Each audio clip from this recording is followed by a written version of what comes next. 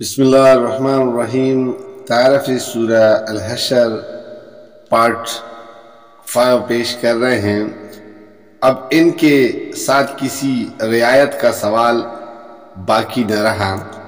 حضور صلی اللہ علیہ وسلم نے ان کو بلا تاخیر یہ الٹیمیٹم بھیج دیا کہ تم نے جو غداری کرنی چاہی تھی وہ میرے علم میں آ گئی ہے، لہٰذا 10 دن کے اندر مدینہ سے نکل جاؤ۔ اس کے بعد اگر تم یہاں ٹھہرے رہے تو جو شخص بھی تمہاری بستی میں پایا جائے گا اس کی گردن مار دی جائے گی۔ دوسری طرف عبداللہ بن ابی نے ان کو پیغام بھیجا کہ میں 2000 آدمیوں سے تمہاری مدد کروں گا۔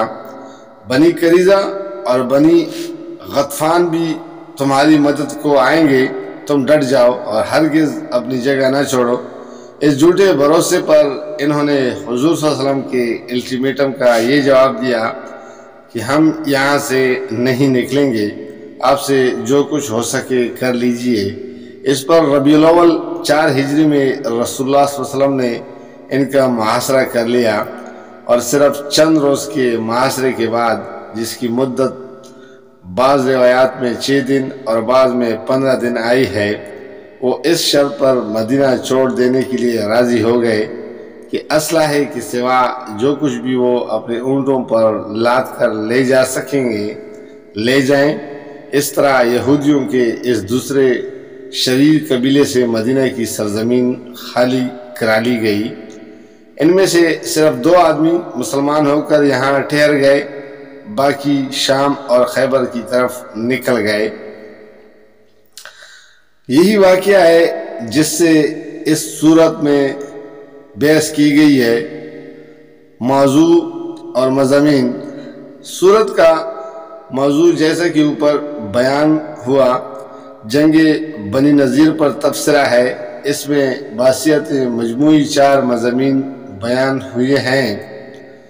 نمبر 1، پہلی 4 آیاتوں میں دنیا کو اس انجام سے عبرت دلائی گئی ہے جو ابھی بنی نذیر نے دیکھا تھا۔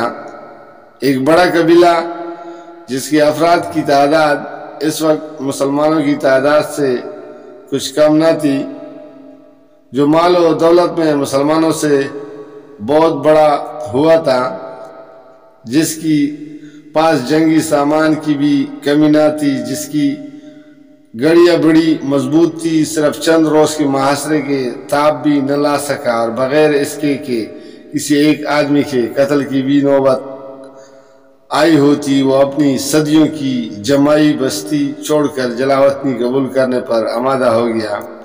اللہ تعالیٰ نے بتایا ہے کہ یہ مسلمانوں کی طاقت کا کرشمہ نہیں تھا، بلکہ اس بات کا نتیجہ تھا کہ وہ اللہ اور اس کے رسول سے نبرت آزما ہوئے تھے، اور جو لوگ اللہ کی طاقت سے ٹکرانے کی جرت کریں وہ ایسی ہی انجام سے دوچار ہوتے ہیں۔ نمبر 2، آیت نمبر 5 میں قانون جنگ کا یہ قاعدہ بیان کیا گیا ہے کہ جنگی ضروریات کے لیے دشمن کے علاقے میں جو تخریبی کارروائی کی جائے وہ فساد فی الارض کی تعریف میں نہیں آتی۔ نمبر 3، آیت نمبر 6 سے 10 تک یہ بتایا گیا ہے کہ ان ممالک کی زمینوں اور جائیدادوں کا بندوبست کس طرح کیا جائے جو جنگ یا صلح کے نتیجے میں اسلامی حکومت کے زیر ننگی آ جائیں۔ چونکہ یہ پہلا موقع تھا کہ یہ ایک مفتوحہ علاقہ مسلمانوں کے قبضے میں آیا، اس لیے یہاں اس کا قانون بیان کر دیا گیا ہے۔ نمبر 4، آیت نمبر 11 سے 17 تک منافقین کے اس رویے پر تبصرہ کیا گیا ہے جو انہوں نے جنگ بنی نذیر کے موقع پر اختیار کیا تھا، اور ان اسباب کی نشاندہی کی گئی ہے جو در حقیقت ان کے اس رویے کے تہ میں کام کر رہے تھے۔ نمبر 5، آخری رکوع پورا ایک نصیحت ہے جس کے مخاطب وہ تمام لوگ ہیں جو ایمان کا دعویٰ کر کے مسلمانوں کے گروہ میں شامل ہو گئے ہوں مگر ایمان کی اصل روح سے حالی رہیں۔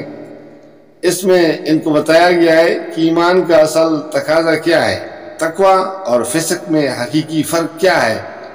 جو قرآن کو ماننے کا دعویٰ کر رہے ہیں اس کی اہمیت کیا ہے، اور جس خدا پر ایمان لانے کا وہ اقرار کرتے ہیں وہ کن صفات کا حامل ہے۔